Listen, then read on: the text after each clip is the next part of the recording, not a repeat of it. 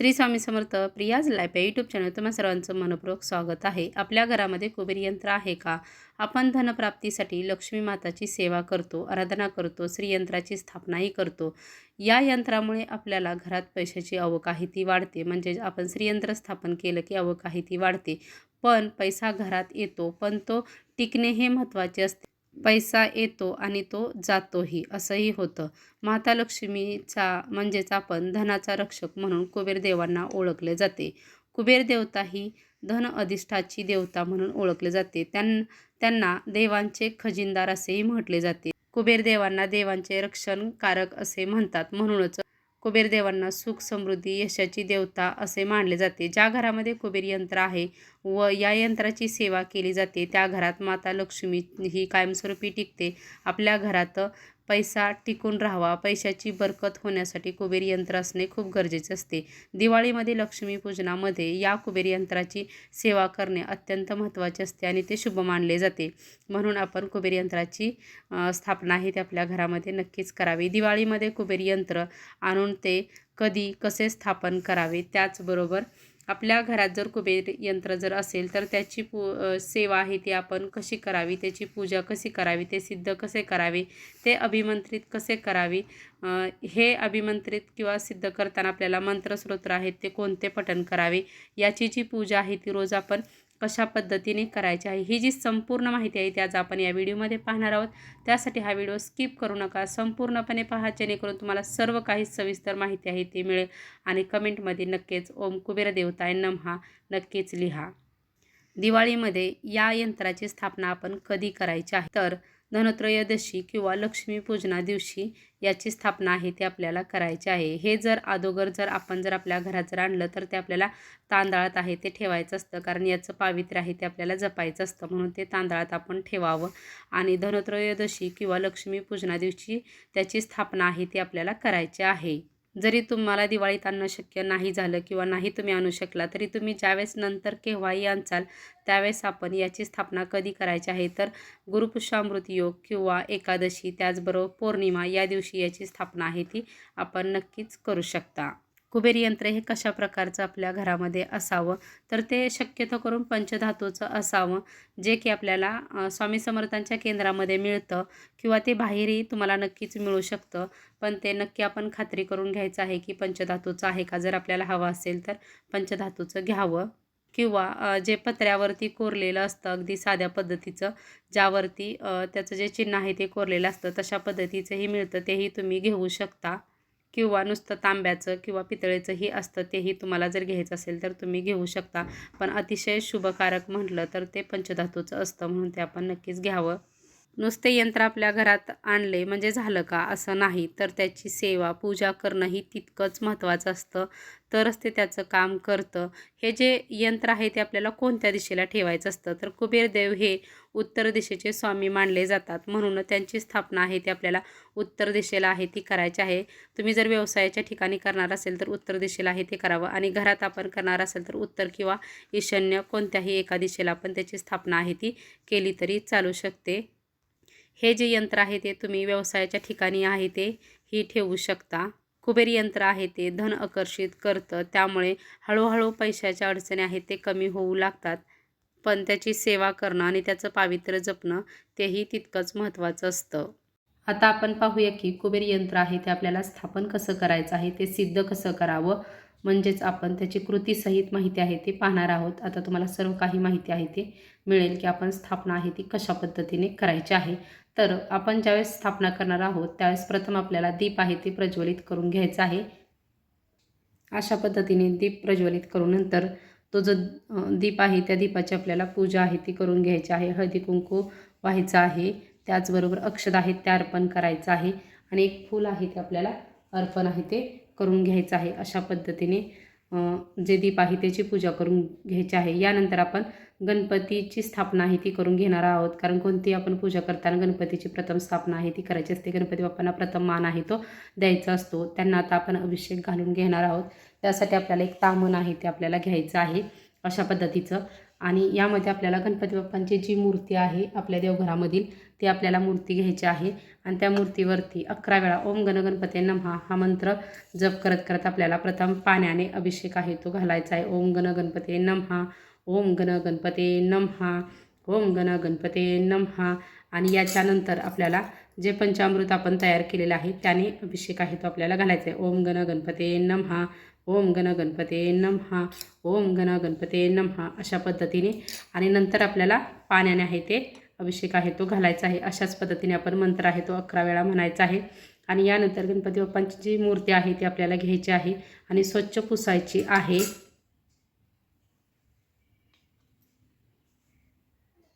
गणपती बाप्पांच्या मूर्तीची आपल्याला स्थापना आहे ती करून घ्यायची आहे.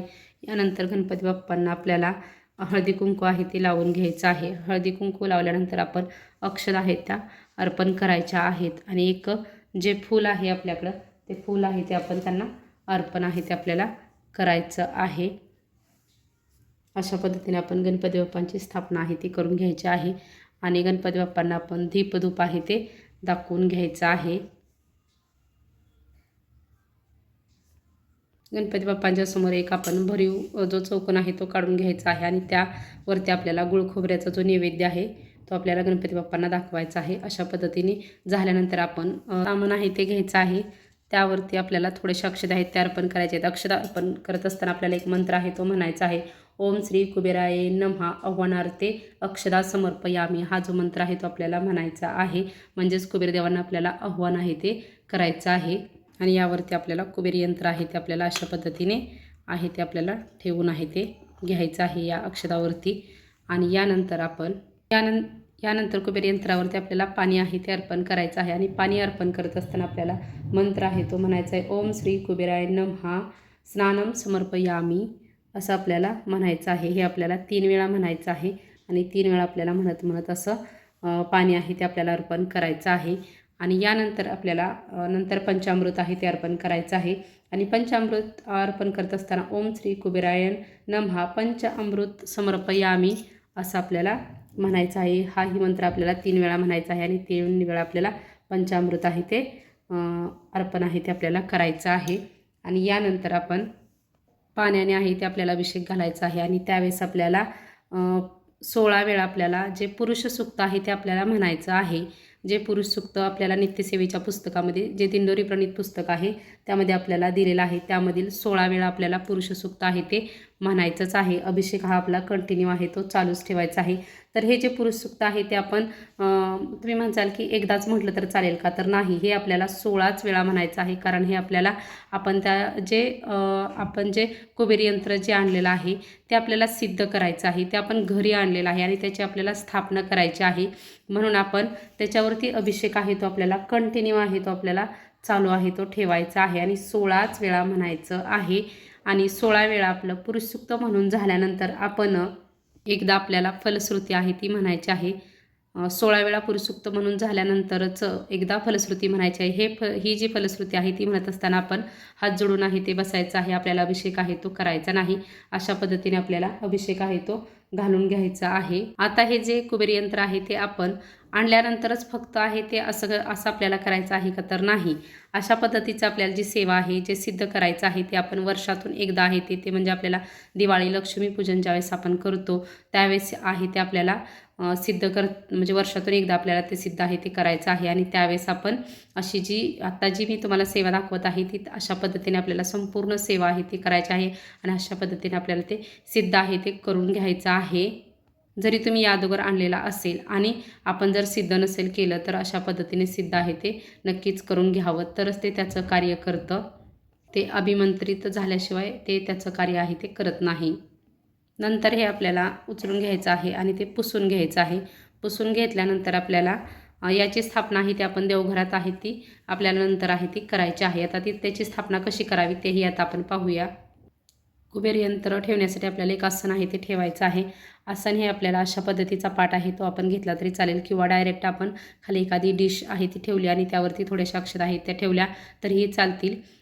किंवा अशा पद्धतीचा पाट आहे तोही तुम्ही घेऊ शकता. आणि त्या पाटावरती आपल्याला थोड्याशा अक्षता आहेत त्या आपल्याला थोड्याशा टाकून आहेत ते घ्यायच्या आहेत. नंतर यावरती आपल्याला जे कुबेर यंत्र आहे ते आपल्याला ठेवून आहे ते अशा पद्धतीने घ्यायचं आहे. यानंतर या कुबेर यंत्राला आपण गंध आहे ते लावून घ्यायचं आहे. गंध लावून झाल्यानंतर आपण हळद आहे ती आपल्याला वाहून घ्यायची आहे. हळद वाहिल्यानंतर आपण अक्षदा आहे ही आपण अर्पण आहे ती करून घ्यायची आहे. अक्षदा अर्पण केल्यानंतर आपण एक फूल आहे तेही अर्पण आहे ते करून घ्यायचं आहे आपण. नंतर आपण धूपदीप आहे ते जे यंत्र आहे ते यंत्राला आपण दाखवून घ्यायचं आहे अशा पद्धतीने स्थापना झाल्यानंतर आपण नंतर नैवेद्य आहे तो दाखवायचा आहे. कोणता एखादा गोडाचा नैवेद्य आहे तोही दाखवला तरी चालेल किंवा जे पंचामृत आहे त्याचाही आपण नैवेद्य आहे तो दाखवायचा आहे. त्यासाठी आपल्याला एक भरीव आहे तो चौकोन आहे ते करून घ्यायचं आहे. आणि यानंतर आपल्याला जे पंचामृत आहे त्याचा नैवेद्य किंवा तुम्ही एखादा गोड कोणताही पदार्थ आहे ते करून आपल्याला जो नैवेद्य आहे तो दाखवून घ्यायचा आहे. या नैवेद्यावरती आपल्याला तुळशीपत्र आहे ते आपल्याला ठेवायचं आहे. गणपती बाप्पांच्या नैवेद्यावरती तुळशीपत्र हे ठेवत नाहीत म्हणून आपण ठेवलेलं नाही, पण जे कुबेर देवांचा नैवेद्य आहे त्याच्यावरती आपल्याला तुळशीपत्र आहे ते ठेवायचं आहे. अशा पद्धतीने आपल्याला स्थापना आहे ती करून घ्यायची आहे. अशी स्थापना करून झाल्यानंतर आपल्याला जे काही थोडे मंत्र आहेत ते आपल्याला नक्कीच पठण आहेत ते करायचे आहेत. ते मंत्र म्हणजे आपल्याला श्री स्वामी समर्थ हा जो मंत्र आहे तो 16 वेळा म्हणायचा आहे. त्यानंतर आपल्याला ओम नमो भगवते वासुदेवाय नमः हा जो मंत्र आहे तोही 16 वेळा म्हणायचा आहे. आणि लक्ष्मीचा आपण कोणताही एक मंत्र आहे तो म्हणू शकतो, कोणताही म्हटला तरी चालेल, तोही आपल्याला 16 वेळा म्हणायचा आहे. किंवा हाही तुम्ही म्हणू शकता ओम श्रीम नमः हा जो मंत्र आहे तोही 16 वेळा म्हणायचा आहे. त्यानंतर आपल्याला कुबेर देवांचा जो मंत्र आहे तोही 16 वेळा म्हणायचा आहे. तो मंत्र असा आहे ओम श्रीम क्लीम वित्तेश्वराय नमः हा जो मंत्र आहे तो आपल्याला 16 वेळा आहे तो आपल्याला म्हणायचा आहे. अशा पद्धतीने आपली संपूर्ण सेवा आणि संपूर्ण पूजा झाली की म्हणजे आपलं जे कुबेर यंत्र आहे ते सिद्ध होतं आणि त्याचं जे कार्य आहे ते करतं. आता आपण रोज याची सेवा आहे ती कशी करायची आहे. रोज आपल्याला सेवा करण्यासाठी रोज आपल्याला जास्त काही करावं लागत नाही, अगदी कमी वेळामध्ये होऊन जाते. आपण इतर देवांची जी पूजा करतो तशा पद्धतीने आपण याची पूजा आहे ती करायची आहे. पण आपण जे आपले इतर देव आहेत त्यांना रोज आपण स्नान आहे ते घालतो, पण या कुबेर यंत्राला आपल्याला रोज स्नान घालण्याची काही गरज नाही. फक्त पौर्णिमेलाच आहे त्या दिवशी आपल्याला स्नान आहे ते घालायचं आहे. रोज आपल्याला याची पूजा आहे ती कशी करायची आहे की रोज आपल्याला याच्यावरती गंध लावायचा आहे, हळद लावायची आहे, अक्षदा अर्पण करायचे आहेत, फूल आहे ते अर्पण आहे ते आपल्याला करायचं आहे आणि धूपदीप आहे ते आपल्याला दाखवून घ्यायचं आहे. अशा साध्या सिंपल पद्धतीने आपल्याला सेवा करायची आहे. आणि जो मगाशी कुबेर देवांचा जो मंत्र सांगितला तो आपण फक्त एकदा जरी म्हटला तरी चालेल.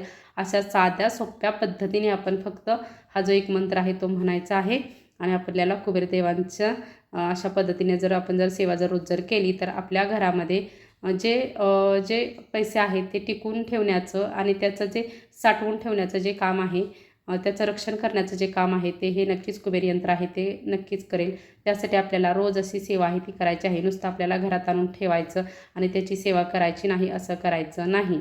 आपण जर सेवा केली तरच त्याचं फळ मिळतं, तरच हे जे यंत्र आहे ते अभिमंत्रित होतं आणि त्याचं जे कार्य आहे ते करतं. त्यामुळे आपल्याला अशा पद्धतीने त्याची रोज आहे ती सेवा करायची आहे. हा व्हिडिओ नक्कीच तुम्हाला कसं वाटला तो नक्कीच कमेंट करून सांगा, जेणेकरून असेच नवनवीन माहितीचे व्हिडिओ मी तुमच्यासाठी घेऊन येईल. श्री स्वामी समर्थ.